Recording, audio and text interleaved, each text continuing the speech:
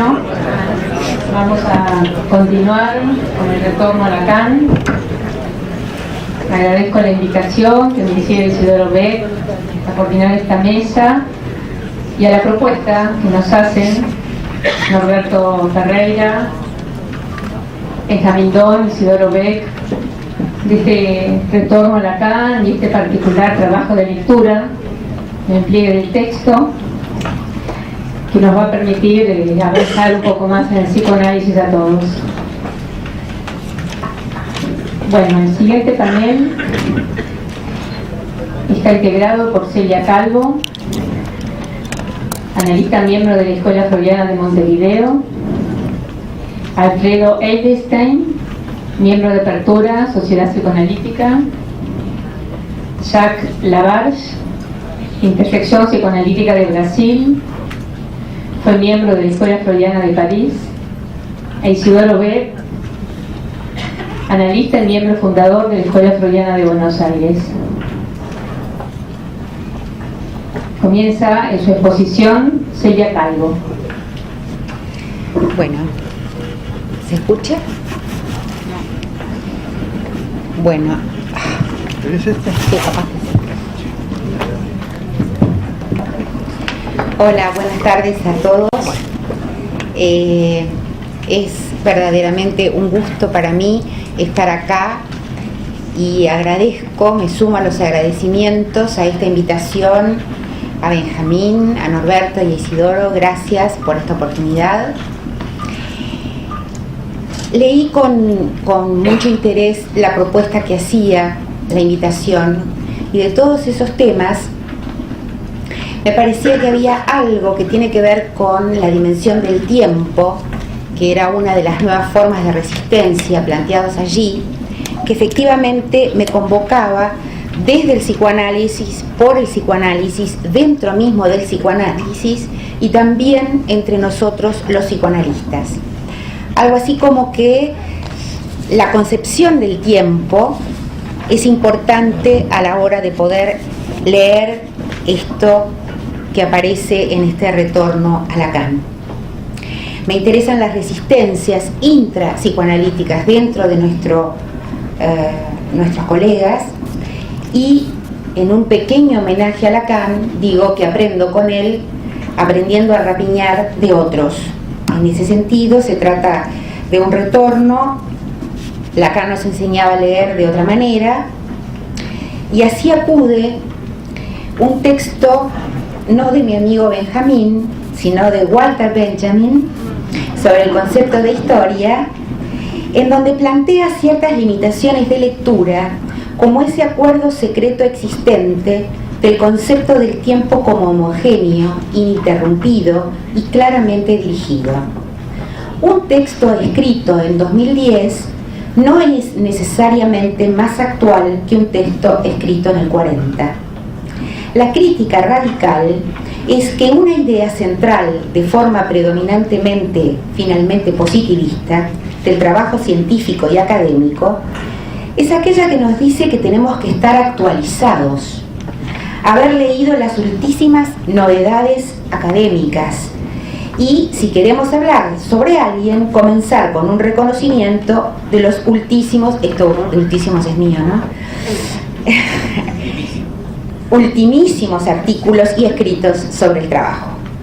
Pero la crítica de Benjamin no solo se dirige hacia el ingenuo progresismo político e histórico, sino también hacia la idea simple de un proceso casi automático en el proceso epistémico de la acumulación irreversible de conocimientos. El ángel de la historia, en las tesis de Walter Benjamin, mira hacia atrás, no solamente porque epistemológicamente no es posible conocer el futuro, sino también porque es necesario conocer verdaderamente al pasado, más allá de la historia oficial.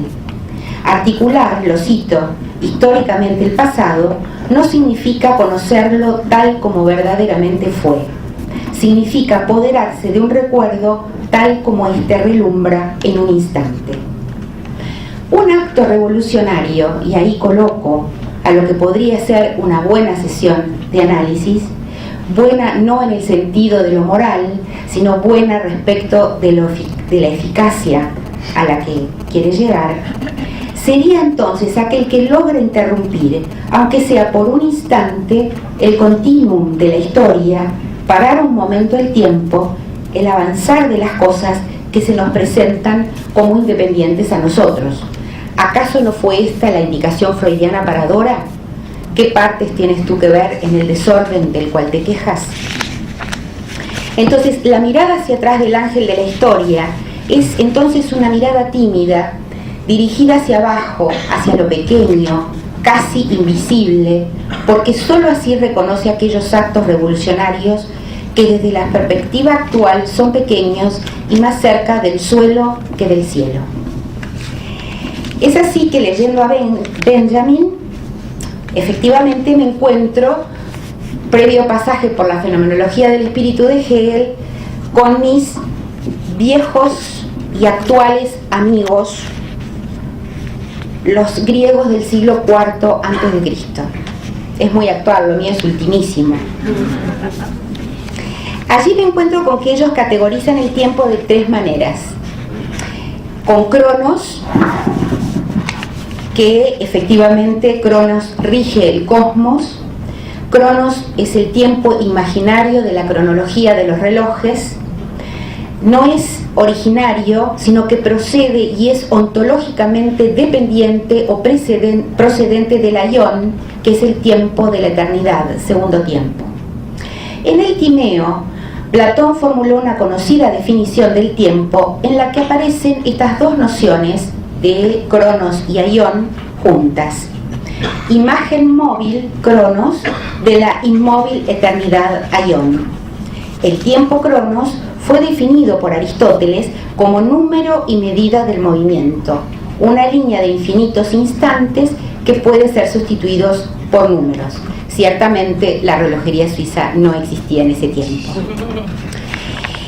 Ahí en esto podemos reconocer ese tiempo imaginario que nos plantea el dios Cronos, en donde sin el cual no habría nudo del tiempo. Esto porque efectivamente hay un tiempo simbólico, que es el de la retroacción y resignificación, y un tiempo real, que es el tiempo donde algo se convierte en acontecimiento, es decir, después de que el sujeto ya no es lo que era, eso que marca un antes y un después. Y hay un tercer tiempo, el tiempo que podríamos decir que es Kairos, que no es precisamente un dios, es un duende, me lo imagino juguetón, hijo de Zeus y por lo tanto de la progenie de Cronos y de Tigé, la diosa de la suerte. Es el tiempo que lo llaman los griegos la oportunidad, el momento oportuno que se ofrece al hombre y que hay que saber aprovechar. Podría decirse que el kairos, el tokairos en griego, es la percepción subjetiva y a la vez certera de que podemos no ser esclavos de Cronos. Hay oportunidades, momentos, ocasiones en las que el tiempo desvela su sentido de eternidad. Si no hubiese aion, tampoco existiría kairos. Es en ese sentido que está planteado, me parece, la oportunidad de asistir a un análisis, de analizarse. Entonces, voy a Freud. Freud nos dice, nos lega justamente el hallazgo de algo preparado para esconderse de nuevo. No habla de la disyunción temporal, sino que justamente habla de discontinuidad y vacilación en aquella metáfora de ciudades sobre ciudades de diferentes épocas, conviviendo sin suprimirse. Luxor no es Baltimore, ni el inconsciente freudiano es lo mismo que el inconsciente lacaniano. La pulsación luminosa en ese instante de ver, los carteles de neón y las luces de los autos corriendo por la autopista en el amanecer, ese es el inconsciente. El inconsciente es Baltimore temprano al amanecer, dice Lacan en su célebre conferencia en Baltimore en el año 66. No parece que la conferencia esté dirigida a tratarse de un retorno al inconsciente descriptivo romántico, sino que más bien el inconsciente lacaniano tensa la cuerda. Por un lado, el titilante instante crepuscular de Baltimore, el instante fulgurante y escurridizo, el despertar, espacio donde vigilia y sueño se confunden, y por otro lado, esa lógica mínima rigurosa donde lo propio es el discurso del otro, la otredad, la inyección de la otredad, como plantea el título de su conferencia. El inconsciente sorprende en el tiempo, en el tropiezo, en el fallido, para esconderse y perderse como Eurídice. Es así que Lacan va a inventar un real nodal que no conoce el tiempo ni la contradicción en el inconsciente freudiano, un inconsciente con estructura de pulsación que más que repetición de lo mismo propicia la producción de algo nuevo.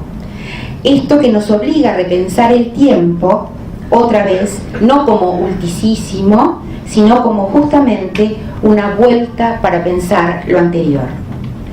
Formaciones del inconsciente que se leen en Freud como retorno de lo reprimido sexual infantil y por ende incestuoso, y que en Lacan podríamos leer como el retorno del trazo que representa el sujeto, efecto de sentido entre significantes.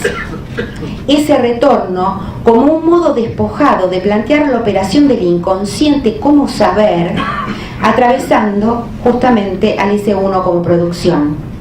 El inconsciente busca retornar y retorna como trazo. Creo que al proponernos nuestros colegas muy queridos y amigos este retorno a Lacan, se trata de un trazo que Lacan nos legó. Lacan nos legó eso de aprender a leer de otra manera, o que el otro miente. Es hacerse lector ya no solo de Freud, sino de Lacan. Esto es horadar, agujerear la letra y cuestionarlo. Convengamos que no es nuevo. Desde los orígenes pasó esto. Pasó con la herencia de Platón y su academia, cuando Platón, el joven Platón, todo era Sócrates, y el viejo Platón plantea su discrepancia. Cuando Platón ya no está más, la herencia le correspondía también a la familia, a su hermano, y es ahí que aparece Aristóteles con Platón. O sea, Platón con Sócrates y luego Aristóteles con Platón. Porque lectura implica tres operaciones simultáneas: interpretación, traducción y desplazamiento. Lacan liga el inconsciente a un tiempo, el tiempo de Kairos, de la oportunidad, pero también lo liga a un lugar, dice Baltimore. El tiempo no es arqueológico, es un tiempo de muchísima menor profundidad, está en lo que se dice, coordenadas de espacio y tiempo que en este caso desde Buenos Aires, un lugar, articulan el lugar triangulando el recorrido. Para que todo esto se dé efectivamente es necesario que haya un tiempo también en la sesión.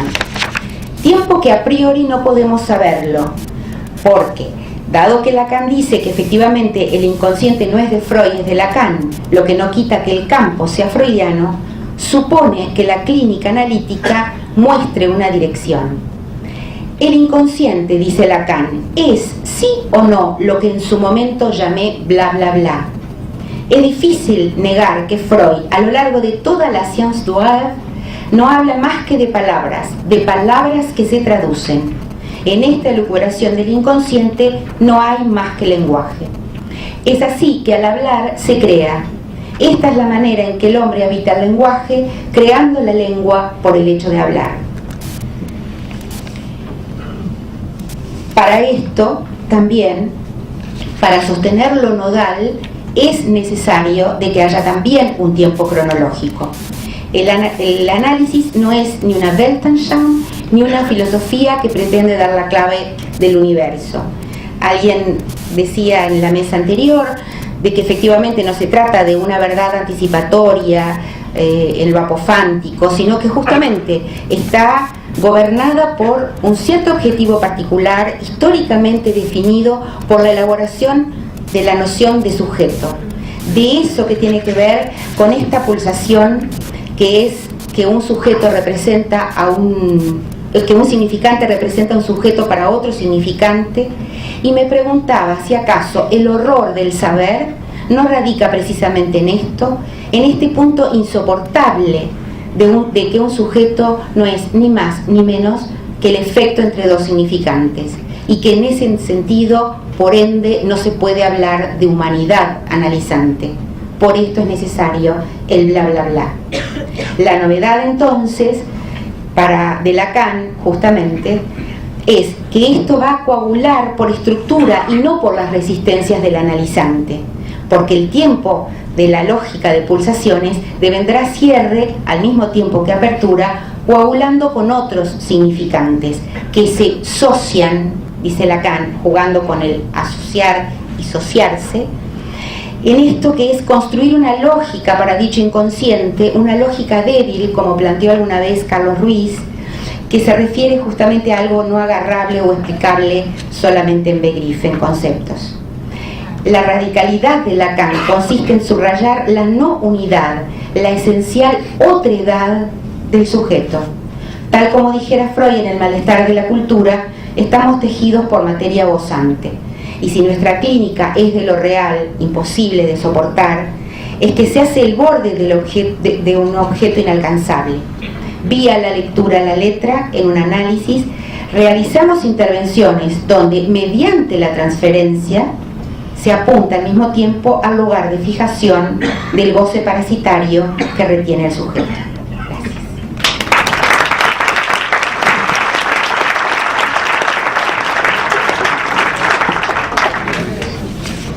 Bueno, escuchamos a Alfredo Eilisen, miembro de Apertura, Sociedad Psicoanalítica. Buenas tardes. Quiero felicitar primero a Benjamín, Isidoro y Norberto por el diagnóstico y por la creación de un dispositivo que nos permitió trabajar juntos ya varias jornadas. Y agradecer a Isidoro por haberme invitado, ya que efectivamente tenía interés en proponer algunas ideas sobre el retorno a Lacan. Lo voy a hacer bajo 3 tópicos articulados, espero: el retorno a Freud de Jacques Lacan, el segundo, la crítica a Freud de Jacques Lacan, y tercero, nuestro retorno a Lacan. Voy a presentar varias citas, todas de Lacan, quizás muchas. Mi método de presentación de mi lectura de Lacan consiste en la utilización de abundantes citas. En esto sigo una propuesta de Lacan en cuanto a que los significantes no consisten, ninguno de ellos es capaz de decir nada más que lo que quieren decir, pero que insisten. Con lo cual me parece que hay algunas ideas que somos capaces de leer a partir de la insistencia.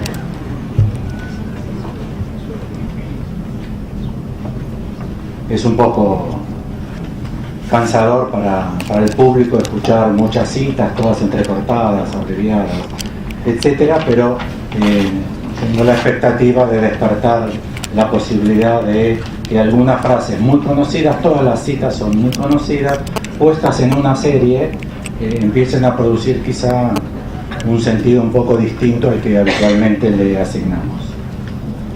Entonces, el retorno a Freud de Jacques Lacan, el primer tema. Lo voy a presentar a partir de una pregunta, voy a decir ¿en qué consistió? ¿En qué consistió el retorno a Freud de Jacques Lacan? Se asustaron y ya me dijeron que tengo 15 minutos. No tantas. Cualquier cosa me avisan.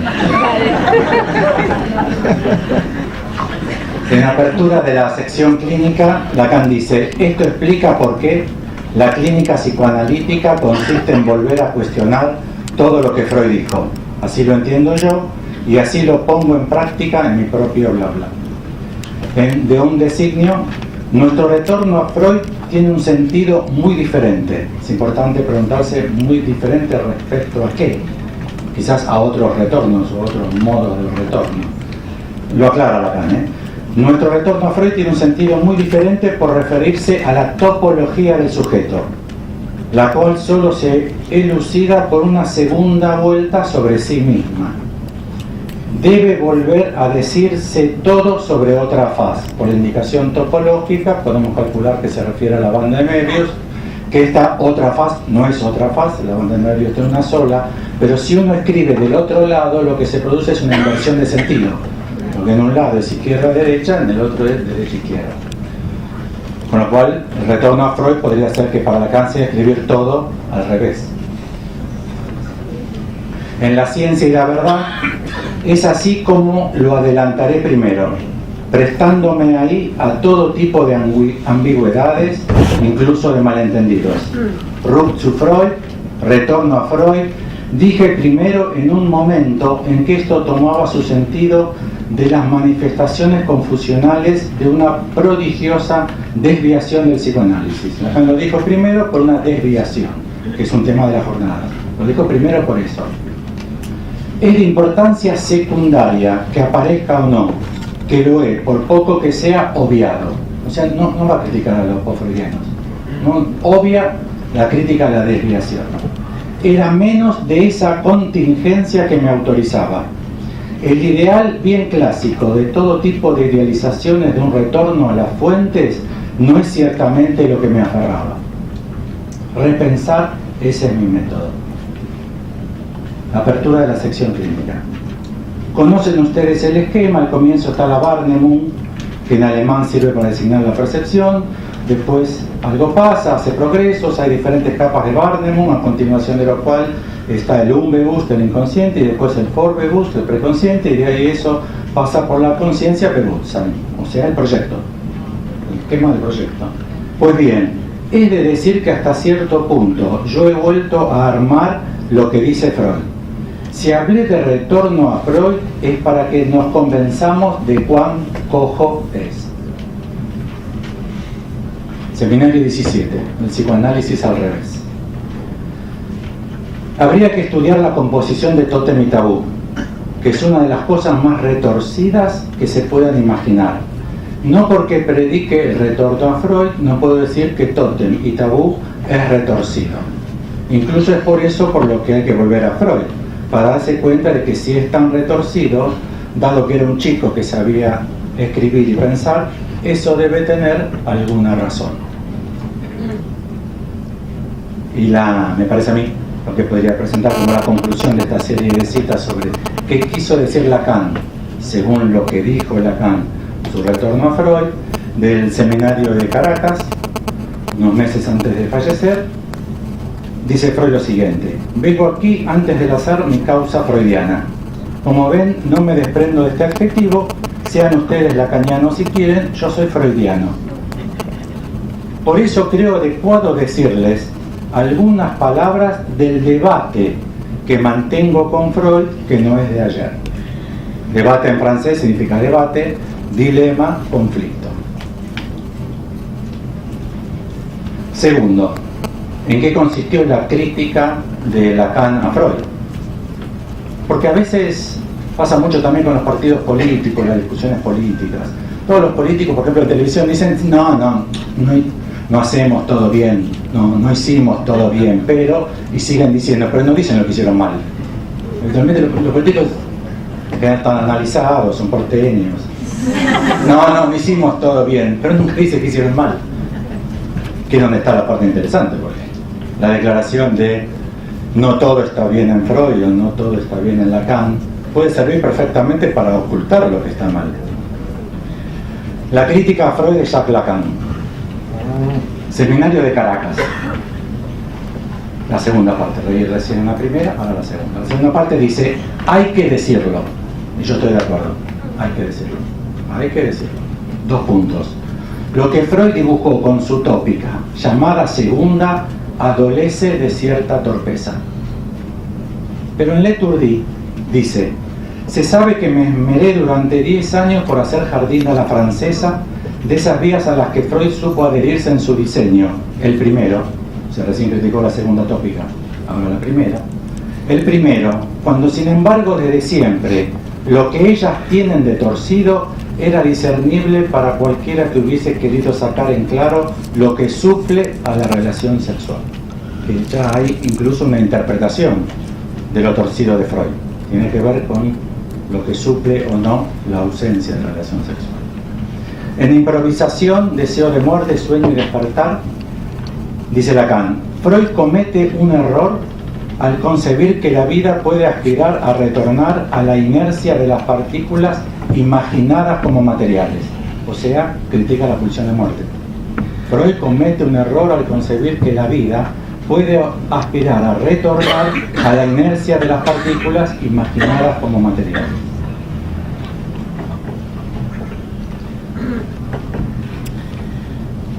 Las citas que traje son de todos los periodos de la enseñanza de Lacan, desde el comienzo hasta, como habrán visto, meses antes de fallecer.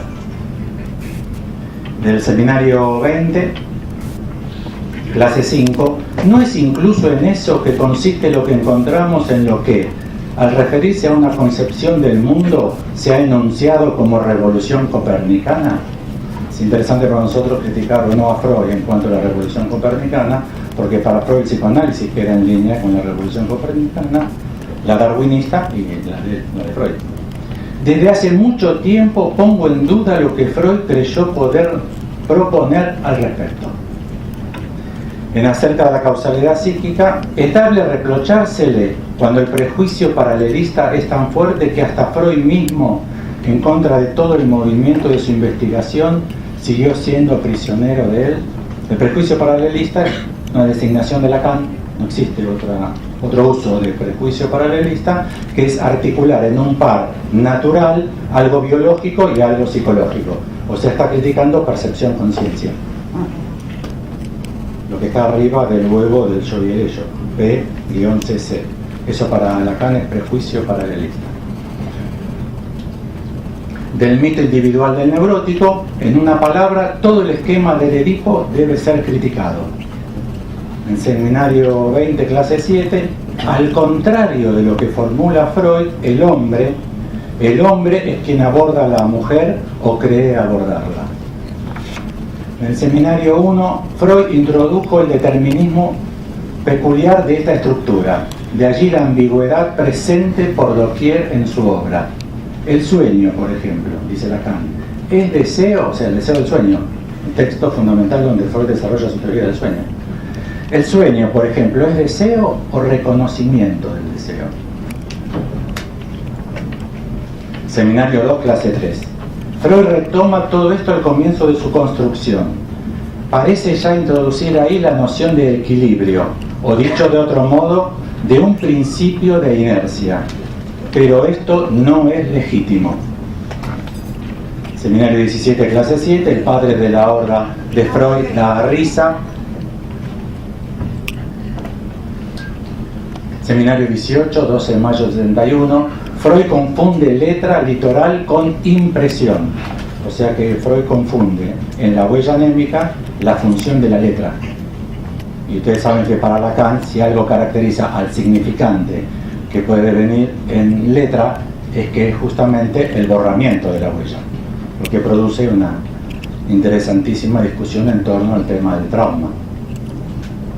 Si no hay huella, no hay trauma en el sentido freudiano. En el seminario 21, 19 del 2 del 74, Freud confunde el mundo inanimado con la muerte. También de vuelta la crítica a la pulsión de muerte. La vuelta a lo inanimado.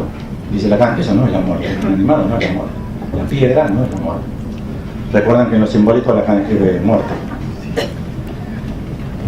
En el autocomentario, en el Congreso de la Gran Mod de 1933, he dicho, ya termino con las citas, he dicho que era amor que se dirigía al saber, no he dicho deseo, porque en lo que se refiere al Wistri, aunque fuese Freud quien metiera la pata, ya pueden esperar sentados, porque lo que a eso se refiere, digamos que no hay el más mínimo deseo de saber. Y si vieron que Freud trabaja el deseo de saber como característica de la primera fase de desarrollo sexual de los niños, que luego remite con la latencia.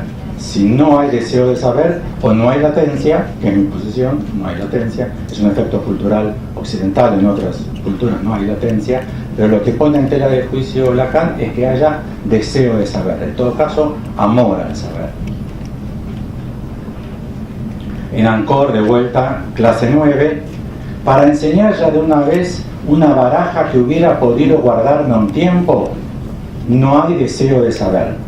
Aquel famoso Wiesentrieb que Freud apunta en alguna parte, Freud ahí se contradice. 2 quedan. Salté 10 de las que tengo registradas, donde explícitamente Lacan critica conceptos y desarrollo, explícitamente. Luego están todos los implícitos. Simbólico, imaginario, real no es ninguno de los 3 de Freud. El significante no es representación, etc. Observaciones sobre el informe de Daniel Lagache. Puesto que es la suerte ejemplar de los esquemas, en cuanto que son geométricos, digámoslo, prestarse a las intuiciones del error precisamente yoico, partamos de lo que sostiene la indesarraigable, de indesarraigable la imprudente figuración a la que Freud dio curso a las relaciones entre el yo y el ello. La llamaremos Falei, o sea, huevo al ojo, como si fuese el huevo a la sartén o el huevo al aceite, huevo al ojo, o sea, el huevo del individuo psíquico, la segunda tópica. Para terminar, acerca de la causalidad psíquica, o sea, desde el comienzo hasta Caracas. Así pues, aun cuando los mejores espíritus requieren evidentemente en psicoanálisis, si hemos de creerles, una teoría del yo, poca probabilidad hay de que su lugar se observe por otra cosa que no sea un agujero enorme, mientras no se resuelvan a considerar caduco lo que en efecto lo está en la obra de un maestro sin par. Así entonces, tercero y último, nuestro retorno a Freud debería, según Lacan, leer con espíritu crítico en busca de errores, engaños, equivocaciones, caducidades, prejuicios, confusiones en la enseñanza de Lacan, cerrada a partir de su fallecimiento. Mi impresión es que hay una demora crucial en este retorno, que todos padecemos una demora crucial en este retorno a Lacan en cuanto a la crítica de lo que es su enseñanza, ya que no está elaborada todavía por nosotros la pregunta de qué lugar, que incluso también podría ser convertida en cuál es el motivo, qué justifica que Lacan reescriba el psicoanálisis en función, en la clave de la matemática. En toda la enseñanza de Lacan, cualquiera que la haya recorrido así, un poco, sabe que una página cada 2 se refiere a desarrollos matemáticos. Desde el cálculo infinitesimal a la topología, a la teoría de grafos, la teoría de nudos, la teoría de conjuntos, la teoría matemática de juego, incluso la física relativista y en especial la cuántica. Desde hace ya muchos años esto es lo fundamentalmente criticado de Lacan. Por fuera del psicoanálisis masivamente, al menos seguro, conocen imposturas intelectuales de Brigmont y Sohan, lo indebido de su uso, y ahora me parece que por primera vez con eco aparece ya una crítica interna en el psicoanálisis al uso de las matemáticas, de la lógica simbólica, por parte de Lacan. Por ejemplo, le recomiendo a Joseph Maria Blasco, Estrategias Imperiales, el abuso de las matemáticas en el psicoanálisis lacaniano, que acaba de salir en España con un gran suceso de ventas y de comentarios, e incluso ya llegó a América. En México se está trabajando muchísimo con este libro.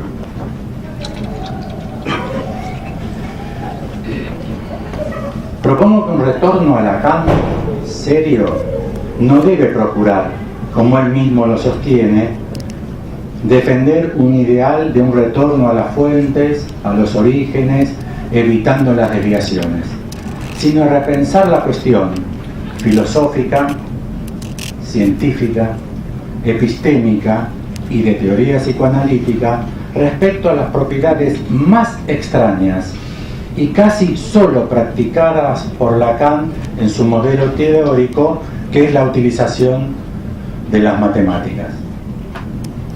Para concluir, incluso propongo que estamos en demora en relación a muchos autores de gran importancia en la discusión de este tipo de ideas por fuera del campo del psicoanálisis, de los cuales cito, pero ustedes ya los conocen, e incluso los conocen por sus trabajos, a Jean-Luc Nancy, Alain Badiou, Barbara Kazan, filósofos de gran prestigio y predicamento de la actualidad, que todos destacan el valor del matematismo de Lacan e incluso de matemáticos, investigadores en matemática, del prestigio de René Guittard.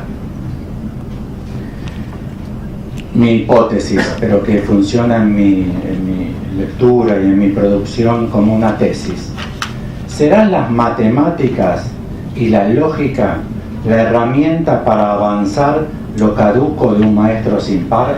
O sea, ¿serán las matemáticas lo que utilizó Lacan para la corrección de la crítica que le hace al modelo teórico de Freud? Muchas gracias.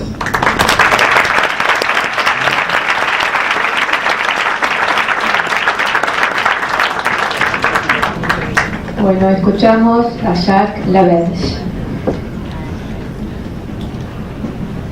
El retorno que propongo es del español al portuñol.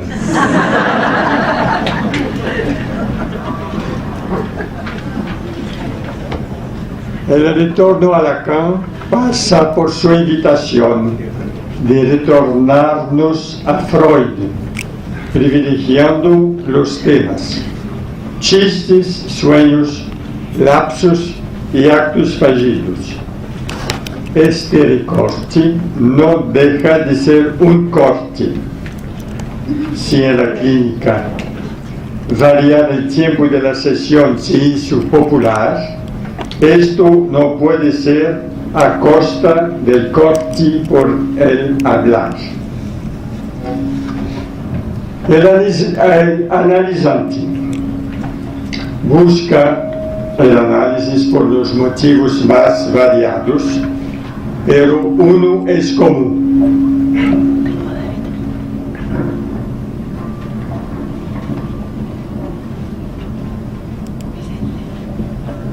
la queja,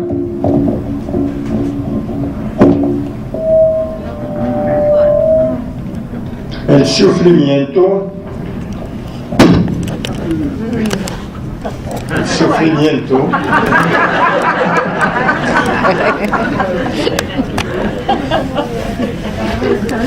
la queja, el sufrimiento por una sumisión a muchas voces censuradoras, sin la posibilidad de se sentir oído y mucho menos escuchado.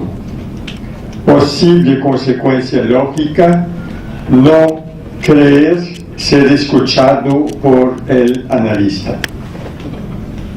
En los inicios de análisis justificaría en el analizante la agresividad que la sesión corta podría estimular. Fundamental el silencio del analista, permitiendo al analizante la impresión de ser escuchado. Corte de sesión es abrir la puerta en lugar de abrir la boca. La agresividad inicial de los analizantes indica primordios de una transferencia que pide por una intervención hablada del analista.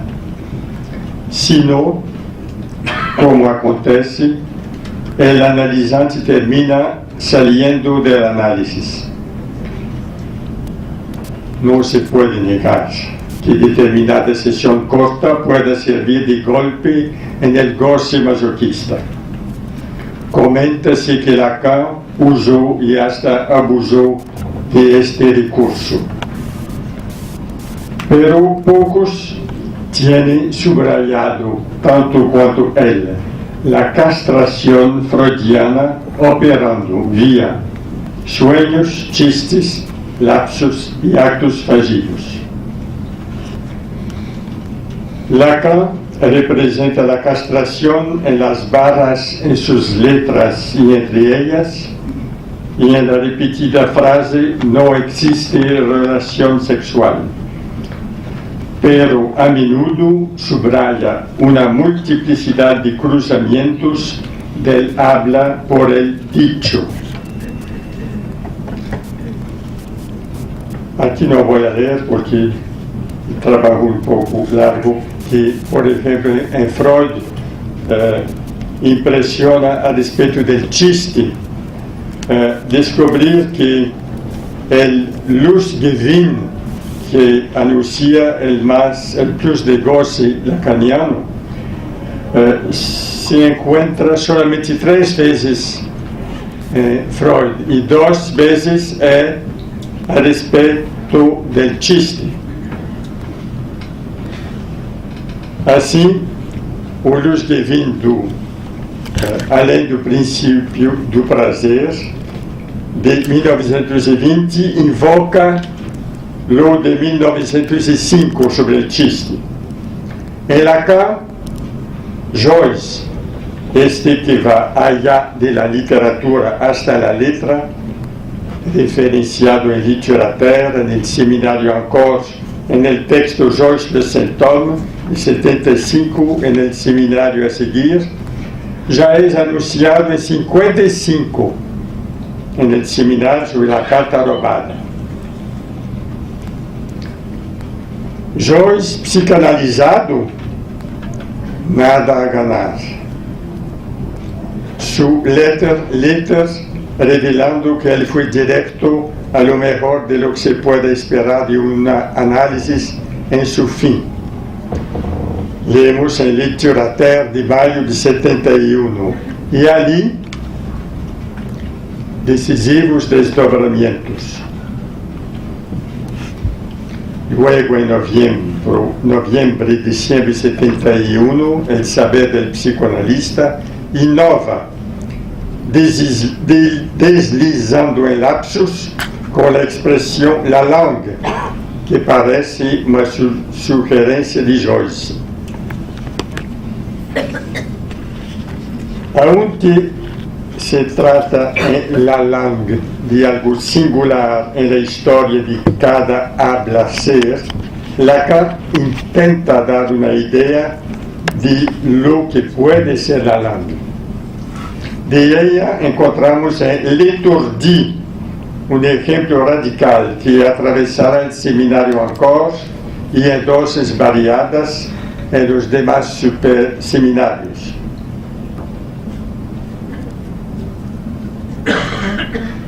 Joyceanamente, Lacan destrata, desconstruye la lengua francesa en L'Étourdi.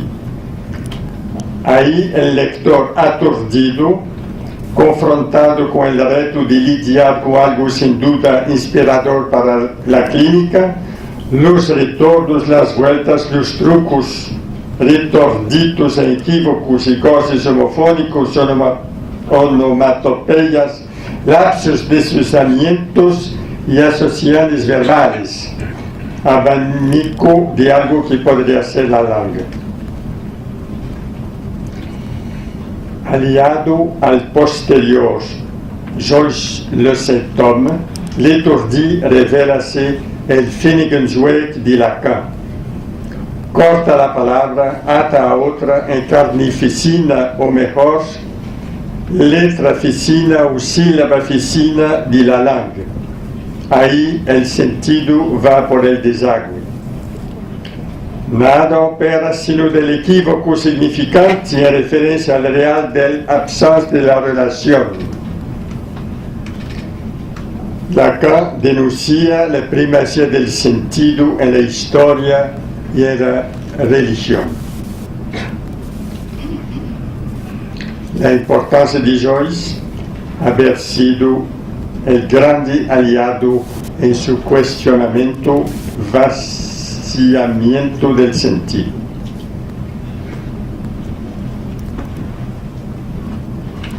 Agora vou passar ao seminário encore, em Cuerpo, 72-73. Não puedo estar aqui se não em posição de analisante de não querer saber nada de isso. Esta declaração, no início do seminário encore, sugerindo a barra analisante-analista, é enquadrada, algo llamativo por juego de palavras, inspirados por el seminário anterior. Je vous en prie, je vous en prie. Nuestro camino não progressa mais que por este limite estrecho, por este filo del cuchillo, se tranchando couteau, que hace que en otra parte eso no puede más que suspirar. El juego con palabras incide en sílabas y letras y limita al corte entre el yo, tú y el ello del inconsciente. Lacan, de cierto modo, invita a los analistas a practicar la castración hablada. Él usa los términos y los instrumentos cuchillo y tijera a lo largo de este seminario. Y el goce, el que no sirve para nada, acaba dando un golpe en el utilitarismo de Bentham y en la filosofía del ser y del bien supremo en Aristóteles. Objeto de corte es el amor, que encore demanda amor. Desafío de dejar el amor tocar en el amuro o de dar una cortada en algo eminentemente narcísico. Equívoco con palabras, letras, en tontería rechazada por los discursos del amo y del universitario. El discurso analítico interroga el sujeto para producir lo que, sino tontería, pues el significante es tonto. Algo podemos pensar que autoriza el analista a decir tonterías.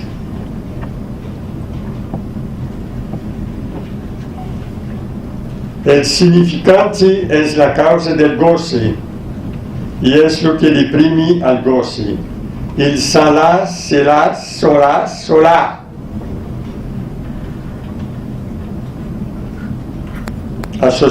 Asociaciones homofónicas en torno del enlazamiento sexual entre saudación y decepción.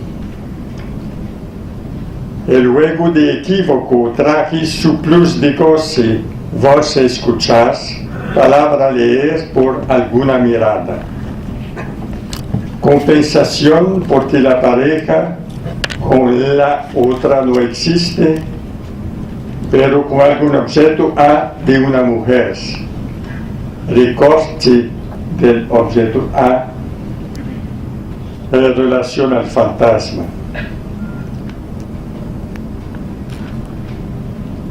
Intrigante observar.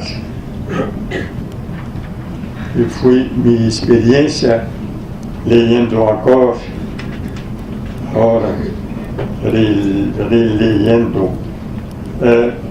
Destaca la equivocación en el goce y se ve sistemáticamente este seminario rompido por algún tipo de equívoco.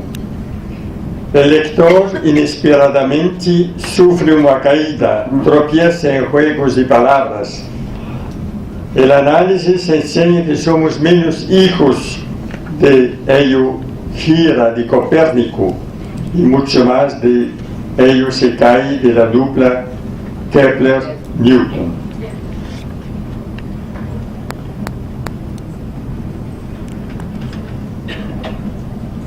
Agora poco sobre la escrita.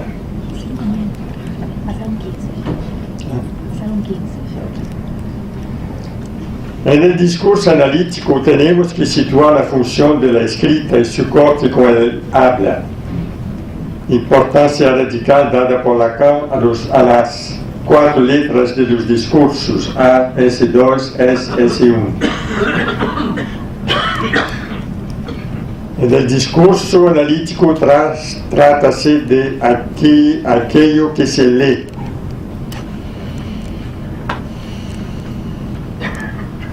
Y nada mejor para abordar la función de la escrita sino la referencia a Joyce. Y hay una longa referencia a Joyce en Finnegan's Wake a partir de Lacan, muy importante aquí para decir que estamos aquí en el campo del lapsus, algo que sería del conjunto sueños, chistes, actos fallidos, el lapsus más próximo del real. Impresiona la similitud hecha entre Joyce y el analista. Una infinidad de maneras de leer un lapsus puede inspirar al analista en muchos tipos de intervenciones, no solamente abrir la puerta.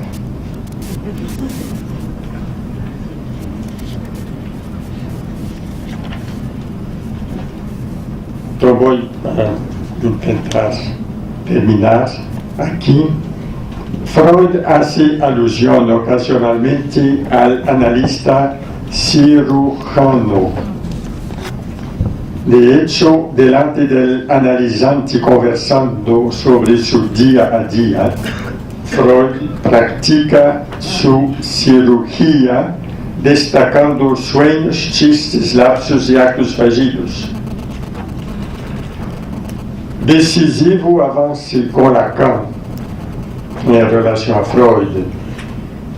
En el seminario encore, lugar de convivencia, nem siempre pacífica, entre el inconsciente estructurado como lenguaje y el inconsciente real de la langue, representada por Joyce no solamente por su escrita lapsus, pero pelo escricanto de un escricantor, que invita al lector a leer sus textos en voz alta. El lector del seminario encore tiene constantemente la impresión que está perdiendo el sentido de su lectura. Súbitamente él se siente desplazado por el equívoco, ora el chistoso de una asociación de una cadena significante, ora el equívoco de un significante fuera de sentido de la langue, cuando más que desplazado el lector se siente cayendo en un agujero. Pregunta el salás, selás, solás, solá. Esta frase de Lacan es una asociación en una cadena significante o es una lalación cantada. Elevar el psicoanálisis a la dignidad de la cirugía sería bien eso que tenemos que desear. Nos estamos leyendo Finnegan's Wake, estamos en la página 38. Al ritmo de nuestra lectura en 2016, la previsión es de terminar en el real de la letra matemática en 2076. En este intervalo ocurrirá algún corte.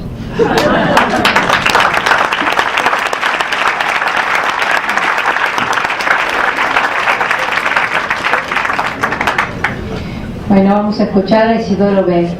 Tengo que decir muchas gracias a Isidoro por la invitación y a Benjamín Norberto Isidoro por la organización de ese movimiento tan importante. Bueno, buenas tardes. Una vez más estamos aquí reunidos convocados por esta propuesta desde Buenos Aires, Retorno a Lacan. Con mis amigos Benjamín Domi y Alberto Ferreira nos hablamos en la semana y descubrimos que todos estábamos un poquito nerviosos, hasta un poquito angustiados.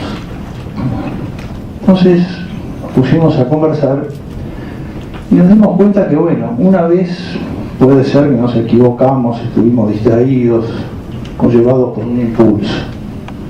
2 veces ya ese argumento sería sospechable, pero 3 veces ya tenemos que hacernos cargo de nuestra decisión.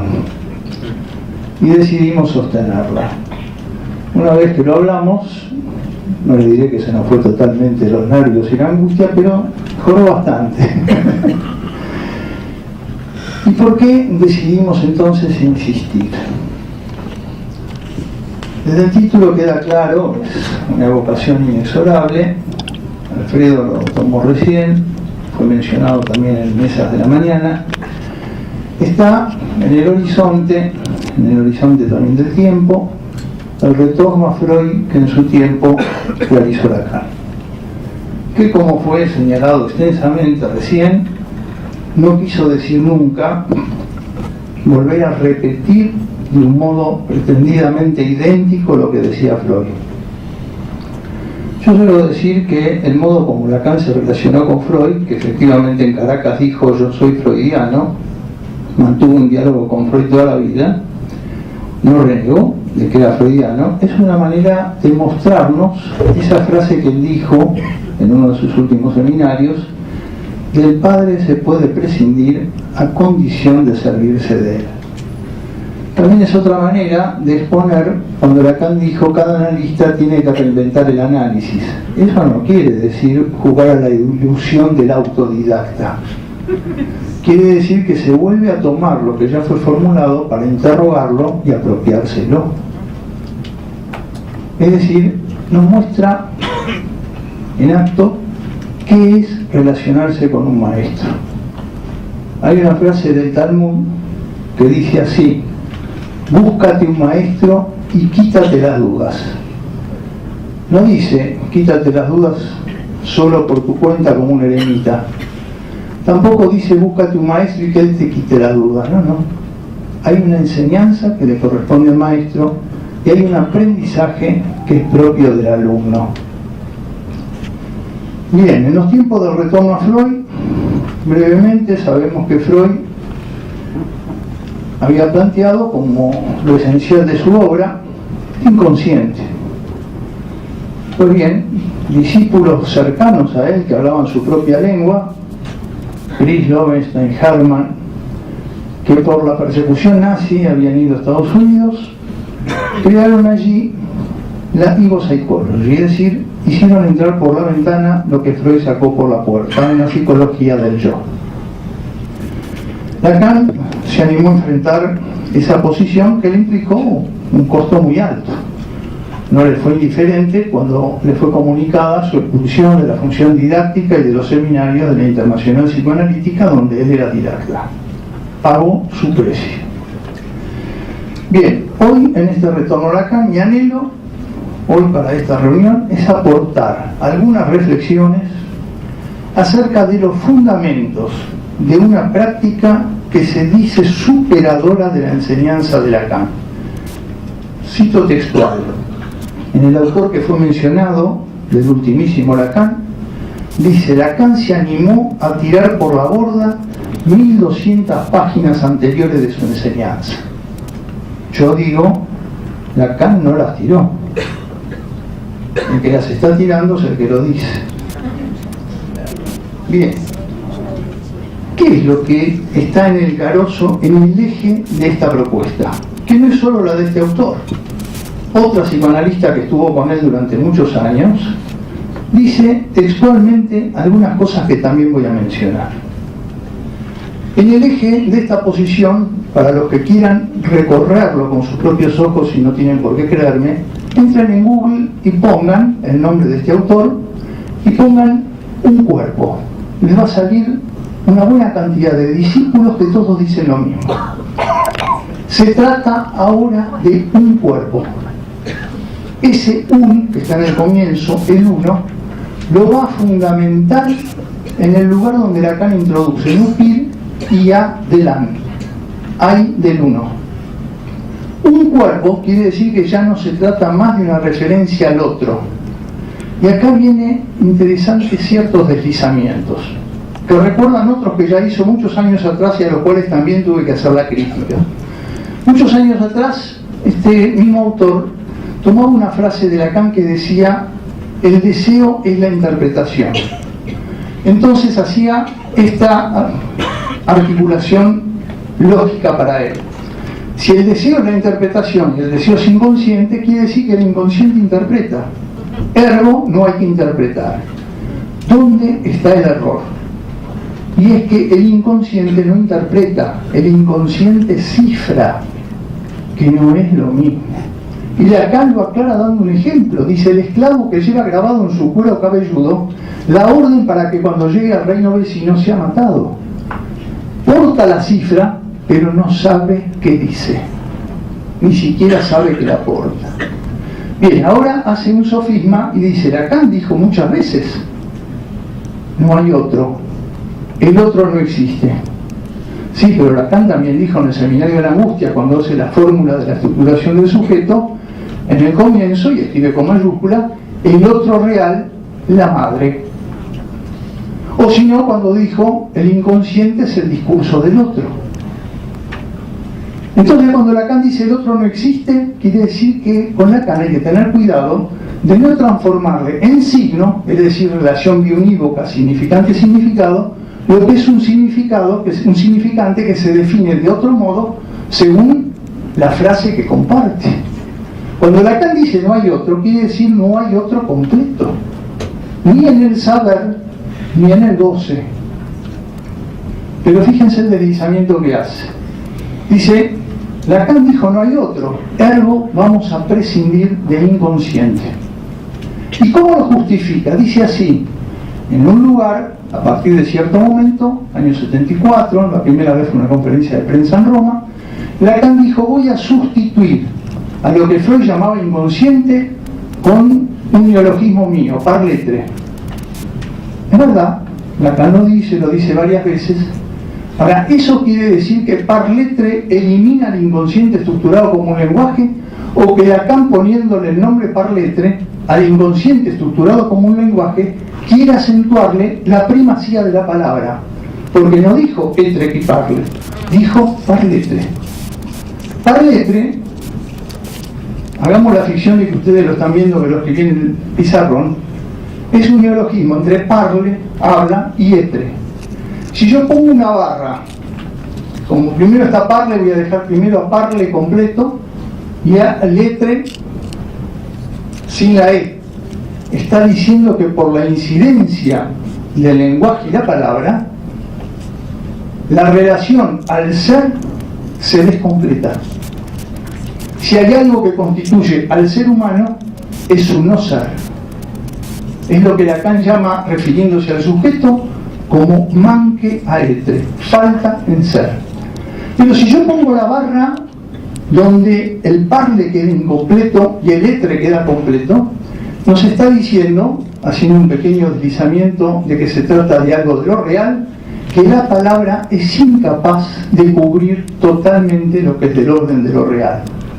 Parletre, entonces, es un nombre de decir el inconsciente acentuando lo que justamente Lacan reintrodujo, que era el valor de lo que constituye al inconsciente, que son las conexiones entre un significante y otro. Signorelli, Botticelli, Voltrafio, Trafoi, Persegovina.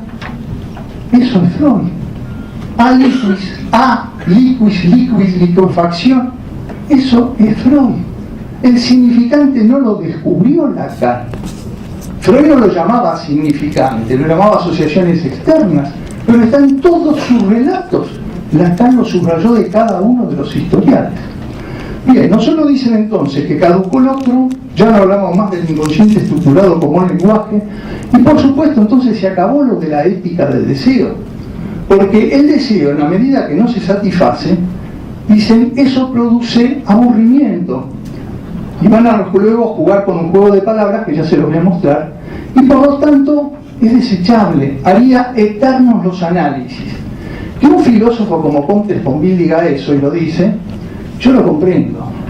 Su relación con la castración es otra. Ahora, que un analista diga esto, bueno, ya nos está diciendo algo.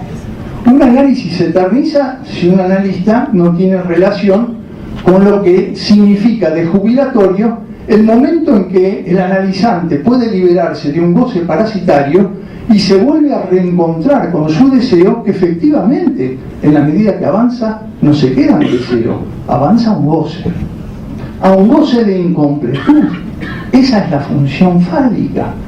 Pero para alguien que tiene una relación con el análisis y con la castración, descubrir que el deseo vuelve a reactivarse es lo que permite justamente que pueda gozar.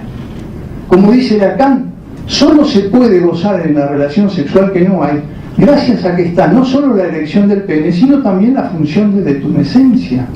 Si no, la angustia haría imposible ese goce.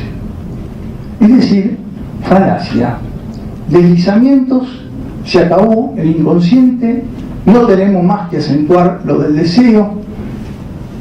La función fálica, más allá del falo. Ahora digo yo, Lacan, la fórmula de la sexuación, siempre pone como función la función fálica. Porque una cosa es hablar del goce fálico parasitario y otra cosa es hablar de la función fálica como función de la falta, función de la castración. Se acabó entonces la función fálica y atención, escuchen, no hablamos más de transferencia. Porque hablar de transferencia y de sujeto supuesto saber es invitar al analizante a la producción de sentido. Y la hipótesis del inconsciente y el sujeto supuesto saber son productos, lo dice este autor y también la autora que tampoco nombro, ustedes ven que no los nombro nunca. Eso lo aprendí de Lacan. Solo nombro a aquellos que piensan distinto y respeto. A los otros yo no los nombro. Bien, este autor y esta autora dicen que la hipótesis del inconsciente y el sujeto supuesto saber son inducidos por la posición del analista. Es el analista que crea eso. Voy a la autora, que dice que cortó con este canalla después de 20 años de estar juntos, y me acuerdo que en una charla personal que tuvimos le dije, bueno, me alegra mucho que hayas cortado, te felicito, pero te voy a decir algo que no tenés por qué ofenderte. Si estuviste tantos años con alguien, me alegra mucho que ahora no, tené presente que si no haces bien el duelo vas a repetir lo mismo. Dicho y hecho, esta persona nos habla del inconsciente real. Estoy de acuerdo, recién mi amigo Jacques Lavers habló de que hay una dimensión del inconsciente que se llama inconsciente real. Lacan no necesita hablar de inconsciente real, ya mucho antes había distinguido en la lógica del fantasma y el acto analítico que el ello no es el inconsciente. El ello es una gramática que puede o no enlazarse al inconsciente como lógica de incompletud. Y entonces oponen el inconsciente estructurado como un lenguaje y el desciframiento, que sería, si ustedes hacen eso, gente que pierde el tiempo en tarea inútil. Eso no sirve para nada, eterniza el análisis. Lo único que hay que dedicarse es, como dijo mi amigo Jacques Lavers, pero él lo toma con otro sentido, al olala. Toman una frase donde Lacan dice olala, como que eso es la lalación del bebé. Que yo sepa, ningún bebé dice olala como lo dice un adulto. Cuando un adulto francés dice olala, quiere decir qué sorpresa, mirá vos de qué se trata. Mi nieto no puede decir olala, ¿no? Bueno, dicen que eso es la demostración de que el alangue es la lalación, es la alangue que juega sola, y la oponen al inconsciente estructurado como un lenguaje. Lacan, que se ve que no sabía Lacan, cuando introduce el concepto del alangue, dice textualmente: nada me hará desdecir del inconsciente estructurado como un lenguaje que habita la alangue. Que habita la alangue quiere decir que el alangue es un flujo que excede al inconsciente estructurado como un lenguaje. Es lo que me llevó a mí a producir una nueva escritura, se la recomiendo, es muy buen libro, El Sendero del Análisis, el mío, que se llama Diagrama de Flujo. Efectivamente, el alangue es un flujo, pero donde está también lo que es el inconsciente estructurado como un lenguaje. Cuando Lacan dice, Joyce, que sufría de una verwerfung de hecho del nombre del padre, es un desabonado del inconsciente, claro que es un desabonado del inconsciente. No tiene ninguna posibilidad de constituir la falta, la castración, pasando por el inconsciente como lógica de incompletud, porque la metáfora paterna no funcionó. Solo le queda como recurso producir en lo real ese cuarto anillo que fue su escritura. Por eso es un desabonado del inconsciente. Bien, entonces esta psicoanalista, le doy la bibliografía si ustedes quieren, pueden leer en Travailler avec Lacan, es una compilación que hicieron mi amigo Mustafa Safwan y mi amigo Didier Bail, de aquellos que alguna vez se analizaron con Lacan o fueron a su seminario o supervisaron con Lacan. La autora que les mencioné, la van a encontrar fácil, el capítulo que ella escribe se titula Psychanalyse sans bavardage.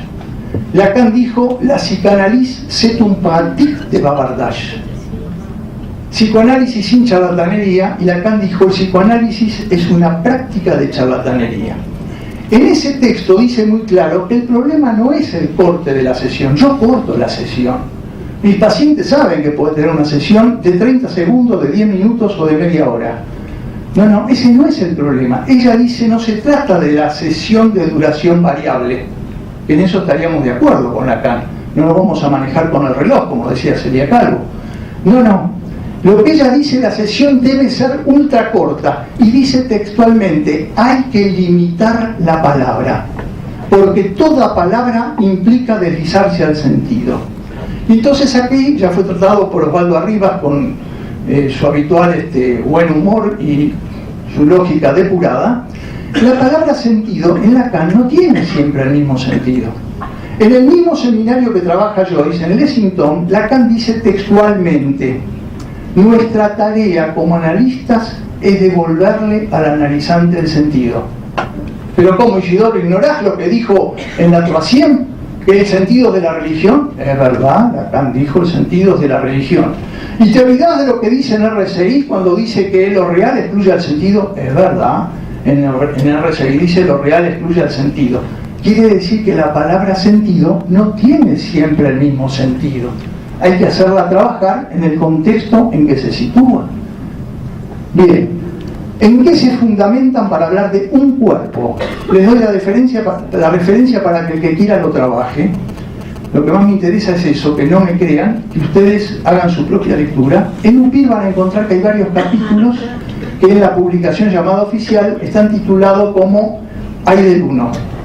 En francés se dice il y a v con apóstrofe lan.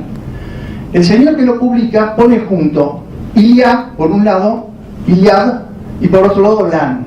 No, si acá puso la D con el apóstrofe, podría haber puesto la palabra completa, D, está diciendo que cada uno es uno.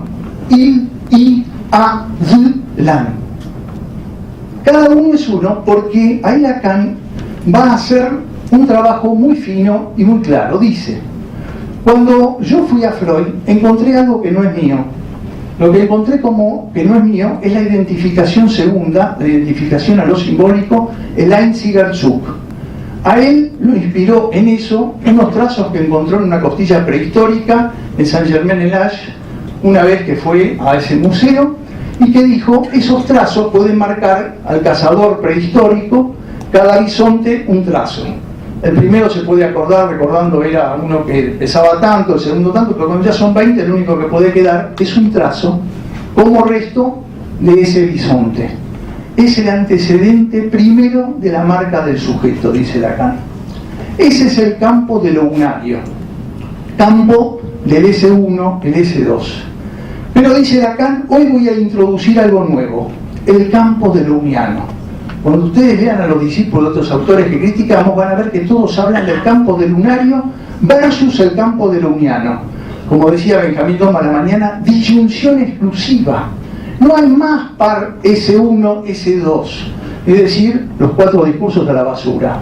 Porque en los 4 discursos se trata de S1, S2, sujeto, objeto. No, aire con eso, fuera. Solo el campo de lo uniano. ¿Y qué es el campo de lo uniano? Bueno, para ellos es lo que les sirve para hablar de un cuerpo y excluir el otro. Pero en Lacan es otra cosa. Lacan apunta a Cantor. Cantor, ustedes saben, fue un gran matemático ruso de origen judío, por eso era tan inteligente. No sé por qué se ríen.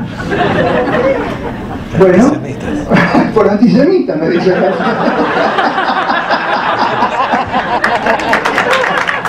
Gracias, Alfredo. Bueno, mi maestro Pillon Rivière, que era más bueno que Alfredo, decía: lo primero que hay que trabajar es el antisemita que todo judío lleva adentro. Creo que mi maestro tenía razón. Yo me perdí, no sé dónde estaba. Cantor, gracias. Cantor crea, ¿no es cierto?, los números transfinitos y también da la fundamentación lógica de las matemáticas, creando y desplegando la teoría de los conjuntos. Con los conjuntos infinitos se descubre que la partición del conjunto es mayor que el conjunto como totalidad. Voy a dar un ejemplo simple para ver dónde Lacan pone el foco cuando va a Cantor. Si yo tengo un conjunto ABCD, yo puedo poner, por ejemplo, como subconjuntos, cuando hago la sumación, ABC más CD. Si hago la intersección, comparten C. ¿Está claro? Yo puedo tener AB más BCD. Si hago la intersección, comparten B. Ahora, si yo hago la sumatoria de AB con CD y hago la intersección, ¿ustedes qué me dicen? ¿Qué hay? Nada. Los matemáticos no trabajan así. En ese lugar ponen conjunto vacío. Ese conjunto vacío se escribe como cero. Lo que Lacan intenta fundar acudiendo a Cantor es cómo surge por primera vez algo que desde lo real emerja en lo simbólico. Esa es su preocupación. Eso es lo uniano. Lo unario es cuando eso se juega en el discurso. Y lo interesante es esto, que ese an, Lacan crea un neologismo y dice unier, que se lee en francés anier, se escribe U-N-I-E-R, es una condensación de an y de nier, uno que niega. Ese uno es lo que él hace jugar en la fórmula de la sexuación como la excepción. Cantor, cuando dice no puedo ya dejar de crear el número transfinito, dice, para poder tomar a todos los números naturales como un conjunto, los números naturales continúan al infinito, ¿no es cierto?, tengo que tener uno exterior al conjunto. A ese, en los cardinales, él lo llama alfa sub cero. Gracias a alfa sub cero se puede plantear un 1 que permite que todo el conjunto exista. Esto ustedes van a encontrarlo en la fórmula de la sexuación. Es lo que Lacan también dice con otro neologismo, el au moins un, el al menos uno. Es el uno que dice no a la castración, por eso es an nie, uno que niega. Pero Lacan no hace disyunciones exclusivas, también dice unir, unie, que quiere decir el uno que también une, es unir y negar. Es gracias a que hay uno que se excepciona al conjunto, se puede como argumento plantear que todos los hombres cumplen con la misma función, phi de X. Es el uno que también une. Es decir, que hay una articulación en Lacan entre lo que es la lógica de incompletud y lo que es la lógica del patu o la lógica del no todo. Le doy estas referencias para que ustedes puedan transitarlo. Lacan también menciona en esos capítulos de Yadelán a Parménides, el diálogo platónico, no el poema sino el diálogo. Y dice, ¿cuál es la clave de ese diálogo? Digo porque el autor que estoy mencionando plantea que ahora se trata del parletre entendido como un cuerpo habitado por la langue que expresa un goce, el goce que lo habita y al que se debe conmover. Esa es la tesis, implica una práctica. Bien. La tesis básica que Lacan subraya del Parménides es que el uno no es. Y entonces dice de un modo riguroso, no es lo mismo plantear es uno que plantear uno es. La segunda fórmula, uno es otra vez volver a una ontología del ser. En cambio, plantear es uno no dice nada de ese uno, y si acudimos a lo que a Lacan le importa en relación a Cantor, ese uno escribe un vacío. Por eso a Lacan le encanta, porque para nosotros, cuando Lacan dice amarás al prójimo como a ti mismo, no está planteando la caridad cristiana. En eso él se diferencia de Freud. Cuando él dice el analista no se autoriza sino de él mismo, no podemos pensar que va Lacan a postular que un analista se va a decir analista a partir de una decisión yoica. Ese sí mismo es el vacío que lo constituye. Entonces, yo digo, ¿quieren el último Lacan? Les diría a estos autores, si tuvieran alguna chance deberían estudiar conmigo, cosa que les haría bien. Yo les diría, fíjense, el último Lacan trabaja el uno, pero después de Upir lo trabaja con el nudo Borromeo. Que Lacan lo llame nudo Borromeo, Lacan no era un señor desatento. Él sabía que no era un nudo, es una cadena de 3 anillos en su fórmula mínima. ¿Por qué lo llama nudo? Lo llama nudo para remarcar el hecho de que los 3 anillos hacen uno, es la Santísima Trinidad. El eje de la Santísima Trinidad es que 3 son 1 y 1 es 3.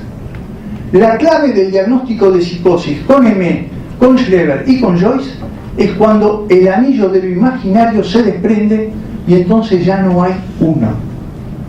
Entonces tenemos el uno unificante del Eros freudiano, que Lacan cuestiona, pero Freud también lo cuestionaba, por eso dijo Eros y Tánatos. Está el uno entre otros, que también representa Iyadlan, que son el enjambre, el Esem, el Esaim se escribe Esam, que hace homofonía con Esan, tal como lo escribe en Ancor. Tenemos este uno de lo uniano, que es para fundamentar el pasaje del vacío al primer trazo, cómo se pasa desde lo real por primera vez a lo simbólico, y tenemos el uno del nudo Borromeo, que son 3 y hacen uno. Entonces voy a terminar con una frase que algunas veces la dije y hoy la voy a decir un poquito cambiada, en homenaje a mi amigo Jack Lavers, ya que mencionó a Joyce y su trabajo de Finnegan's Wake. Ténganlo como referente y ejemplo. Digo así: a lo real nada le falta, ni siquiera agujeros, pero es gracias a lo simbólico o al síntoma, en el caso de Joyce fue su escritura, que es un remedio en lo real enlazado a lo simbólico. Es gracias a eso que un agujero deviene una falta. Gracias.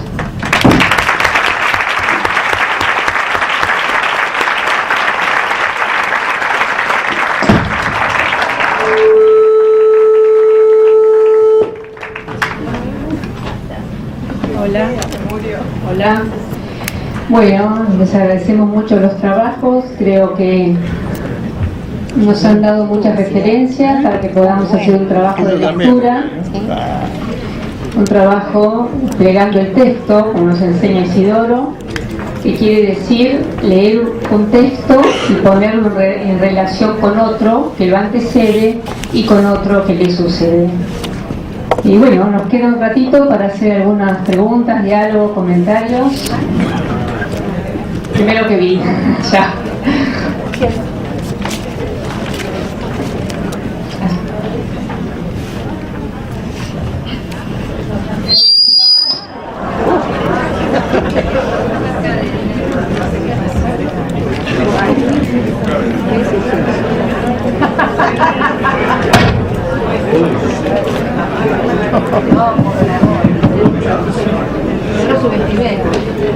¿Qué? ¿No será que está boicoteando mi idea? Seguro. ¿Cómo te diste cuenta?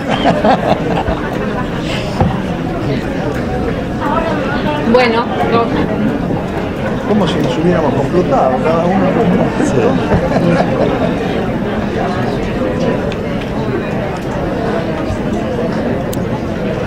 Bueno, ante todo quería agradecer esta convocatoria, que ya hoy es su tercer encuentro porque me parece que interpreta algo que no sé cómo lo vivirá cada uno de los que está acá presentes, pero en algún sentido la necesidad de empezar a decir algunas cosas que me parece que circulaban de pasillo, y gracias al manifiesto me parece que estamos empezando a pensar algunas cuestiones.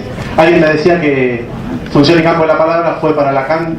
Lacan lo llamó su manifiesto también en algún momento, y me parece que como analistas sabemos que cuando las cosas se empiezan a decir, uno no sabe qué efectos tiene y qué consecuencias tiene esto.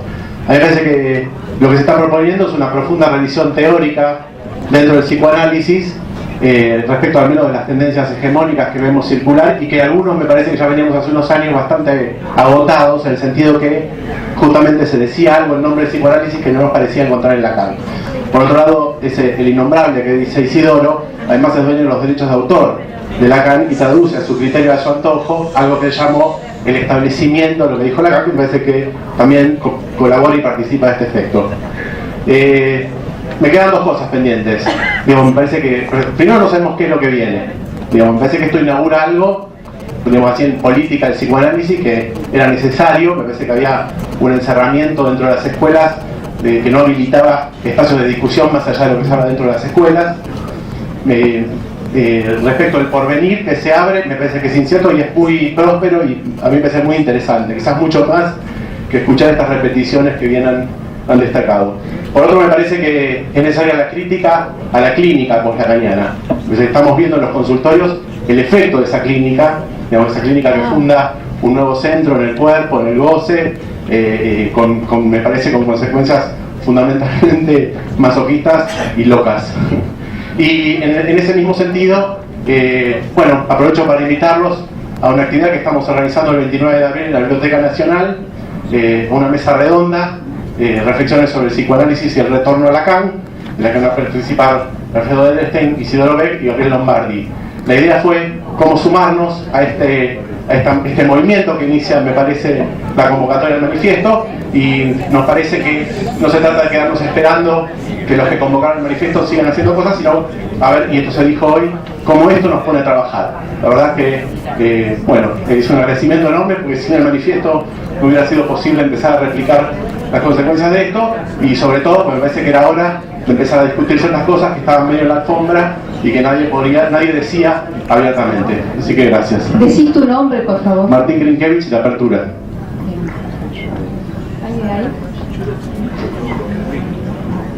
Bueno, Decí tu nombre, por favor. Eriton Araújo, de Invención Freudiana Fortaleza, Brasil.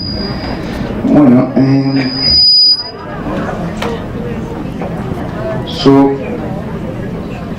hace 12 años, en el 2004, Roberto Harari estuvo en Fortaleza y dio una conferencia que él nombró como una pregunta: ¿hay un último Lacan? Desde ahí, en mi ciudad, por lo menos, él llamó la atención, ¿sí?, de se tener en consideración la importancia de la última producción de Lacan, importancia clínica y teórica.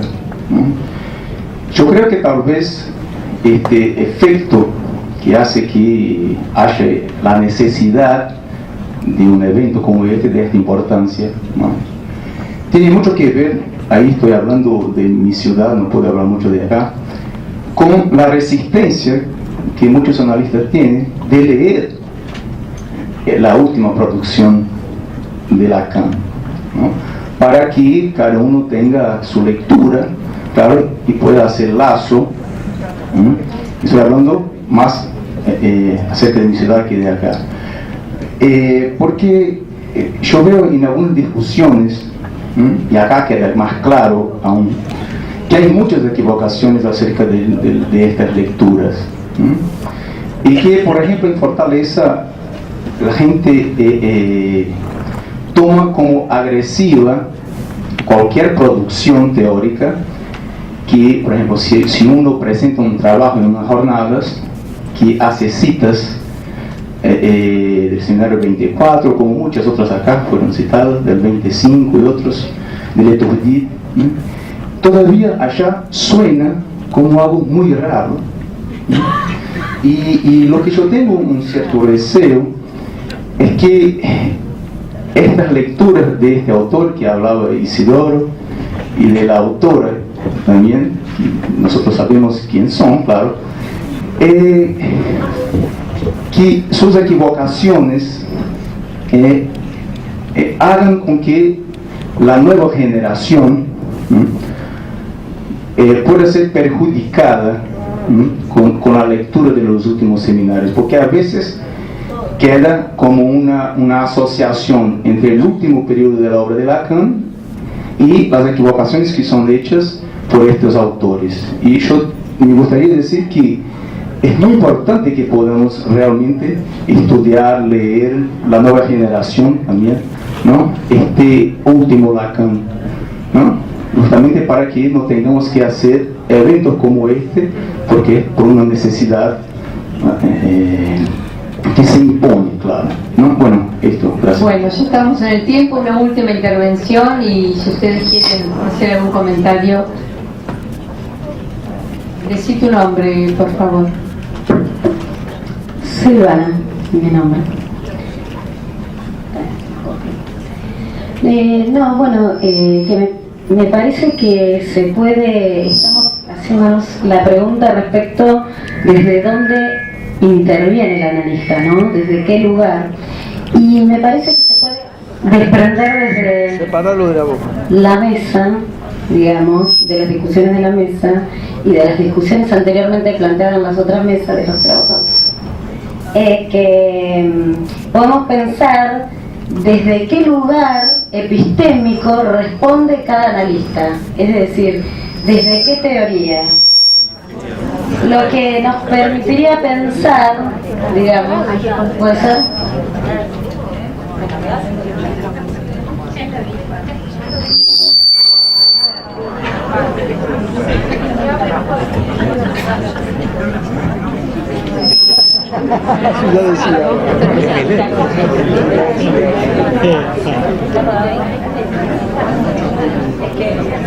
Bueno, que se debe a una posición epistémica desde donde el analista responde, ¿no? Desde qué teoría. Y por ejemplo, una cuestión es poder diferenciar lo que implica el significante de la palabra, ¿no? Que nos daría posiciones epistémicas diferentes respecto a nuestra clínica.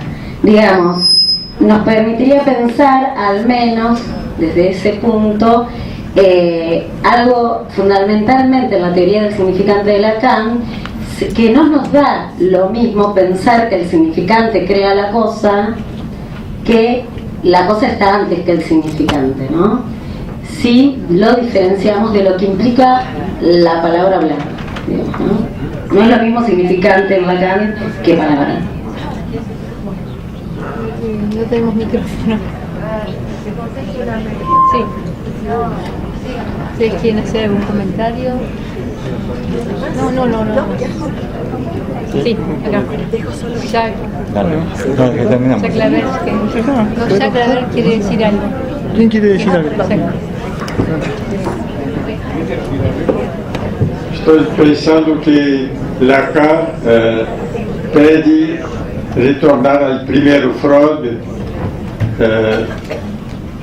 y me pregunto si retorno a Lacan sería, conforme las varias discusiones, retorno a la discusión entre diferentes momentos y propuestas de Lacan, sin pensar que el nuevo viene simplemente sustituir lo anterior. Aceptar, yo creo, las tensiones que hay entre lo que Lacan decía y lo que va a decir después y al final. Yo creo que hay una dialéctica constante y no una eliminación del dicho antes. Sí, en ese sentido que plantea Jacques, pensaba que se trataba, cuando revisaba esta cuestión del tiempo de los griegos, que son los pliegues del tiempo, en el sentido en que no se trata de una lectura de la historia que implique Freud 1, Freud 2, Freud 3, Lacan 1, Lacan 2, Lacan 3, porque tampoco así se trabaja en la clínica. De pronto, como Isidoro citaba en el caso Aliquis, le sobreviene un recuerdo del cual en un momento el sujeto no quiere hablar. Entonces me parece que esta concepción que tenga cada analista sobre la noción del tiempo también dice de cómo llevar adelante la dirección de la cura. Sí, creo que sí, que es bueno que podamos decir todo esto durante muchos años, con mi amigo Benjamín, con Norberto, con Roberto Harari, que fue nombrado varias veces. Esperamos que los colegas y amigos franceses pudieran decir esto. En el año 2013 yo estuve en París y di conferencias en varias de las instituciones lacanianas, y hablando con el presidente de una de ellas, la más grande, que no pertenece al mundo que estamos cuestionando, me dijo: Isidoro, estoy de acuerdo con todo lo que decís, pero no te voy a apoyar en público. Pregunté por qué, y me dijo razones que, bueno, yo las entendí. Me dice: mira, necesitamos el apoyo de todos, porque acá estamos en otra lucha. Ustedes saben que en Francia se aprobó una ley por la cual, desde las estructuras gubernamentales, está prohibido atender a autistas con psicoanálisis. Quiere decir que el embate contra el psicoanálisis ya ha tomado estado legal, que por suerte en la Argentina, como suelo decir siempre, con nosotros hasta ahora no pudieron. Pero ellos están en eso. Bueno, cuando yo volví de ese viaje, me acuerdo que hablé con mis amigos y colegas y dijimos: bueno, ¿qué hacemos? Porque si nos callamos somos cómplices. Quiero decir, la gente más joven que sale de la facultad, que están en cátedras dirigidas por estas personas que yo nombré, es decir, que aludí, creen que eso es lo que dice Lacan, porque ellos no leen a Lacan. La gente joven lee a estos autores. Es más, uno, con cierta impudicia lamentable, me dijo un día: Isidoro, ya no hay que leer más a Lacan, ahora se lee a... me nombraba a esta persona. Bueno, mi anhelo, y creo que de todos los que participamos acá, es algo así como despertar o incrementar o acompañar el gusto de volver a leer la obra de Lacan. Los últimos seminarios, que tienen su dificultad, lo reconozco, y también los primeros. Por ejemplo, mi desesperación es cómo hacer para que se entienda que, así como Lacan nos enseñó que la Traumdeutung no era un texto prehistórico, era un texto actual, es lo que se llama un clásico. Un clásico es un texto que se haya escrito cuando se haya escrito, sigue siendo actual. Bueno, yo digo que la significación del falo, la subversión del sujeto y la dialéctica del deseo, la instancia de la letra en el inconsciente freudiano, y puedo seguir, son textos clásicos. ¿Quién los lee hoy por hoy? Bueno, si logramos despertar el gusto por volver, y acá viene lo del retorno a Lacan, nadie es dueño de esto, nadie. Si nosotros nos creyéramos que somos los dueños, o que desde Buenos Aires vamos a crear un nuevo imperio, no tenemos hábitos nosotros de colonialistas, más bien tenemos hábitos de colonizados. Vamos a recordar que la cosa es así. Todo nuestro esfuerzo es como salimos del lugar de colonizado. No nos consideramos dueños de nada. Entre paréntesis, me pidieron mis amigos y colegas con los que invitamos a esta reunión decirles esto. Muchos nos preguntan: ¿y esto cómo sigue? ¿Cómo sigue? No sabemos. Una sola cosa decidimos aceptar, porque nos lo fue propuesto. Vamos a proponer una página web que se llama Retorno a Lacan, para que todos los que quieran puedan conectarse y que podamos conectarnos con ustedes. Los que tengan ganas, nos gustaría que todos ustedes de algún modo lo hagan, que escriban en el papelito que les dieron al comienzo sus datos para poder mantener el contacto para seguir trabajando esto. Quiero decir, supongamos que cualquiera de ustedes hace una lectura en este retorno a Lacan que les parezca esclarecedora, y bueno, se podría poner en esa página web y servirle a otros.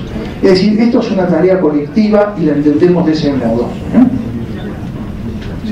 A ver, acá hay dos intervenciones muy breves, o bueno, cortamos. Muy breve y...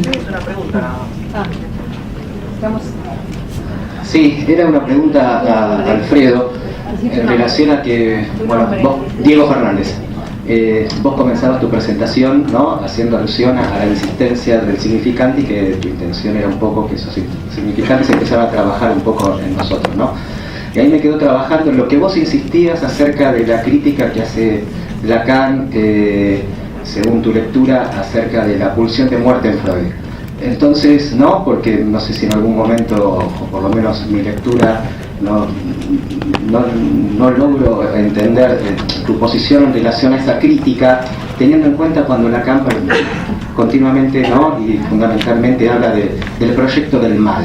Entonces, ¿cómo es en lo que vos insistís acerca de la crítica de Lacan a la pulsión de muerte en Freud? Porque si no, me parece que también podría haber una tendencia en relación a la cuestión del bien. ¿Cómo entendés vos esa insistencia de esa crítica? Hacemos tu última respuesta y ya terminamos y podemos seguir dialogando en el break. ¿Qué les parece? Es una noticia respecto a la contestación. No te escuchan atrás. Son 2 minutos. A los colegas franceses que nos dijeron en Brasil lo que te contestaron a vos, no podemos enfrentarnos porque hay un movimiento contra el psicoanálisis. En Brasil tomamos opción, muchos de nosotros, y constituimos el movimiento Psicoanálisis, Autismo y Salud Pública para combatir esa prohibición, y la paramos. Diferente de lo que se juega en el debate, donde lo que estamos poniendo en juego justamente es si el discurso psicoanalítico va a continuar en su posición de acto de interpretación del discurso y del sujeto, del inconsciente, o si se va a transformar en un asociado de la evidencia científica como precondición de cualquier condicionamiento a cualquier intervención.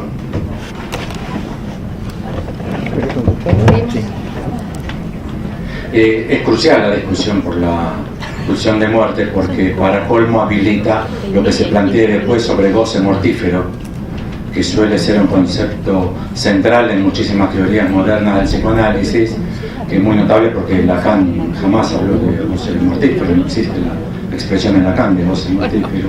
Pero 3 cosas sobre la pulsión de muerte. La primera, Lacan sustituye a la compulsión de Freud el automatismo, que indica el desprenderse de toda metáfora energética. Segundo, que para Lacan, por ejemplo en el 23, nos propone pensar que la pulsión es el eco en el cuerpo del hecho de que hay un deseo, con lo cual si hay un mal proviene del deseo, no del cuerpo. Y tercero, último, unas notas breves, del ejemplo que dio Isidoro, creo que fue Isidoro, perdón, pero sobre el esclavo que lleva tatuado. Bueno, el ejemplo es así: lo duermen, mientras está dormido le cortan el pelo, le escriben un texto, lo siguen durmiendo y lo despiertan solo cuando le creció el pelo, con lo cual él no puede ver ni en un espejo lo que tiene tatuado. ¿Ustedes saben lo que tiene tatuado en el ejemplo de Lacan? Máteme. Cuando él llegaba al hogar, con lo cual quizás el mal, la muerte y demás tenga mucho más que ver con el decir y la palabra, con el dicho, como fuese. El problema es que en Freud es una propiedad que Freud hace derivar de la sustancia viva por su antecesor de lo inerte. Bueno, seguimos en el break, le pedimos un aplauso.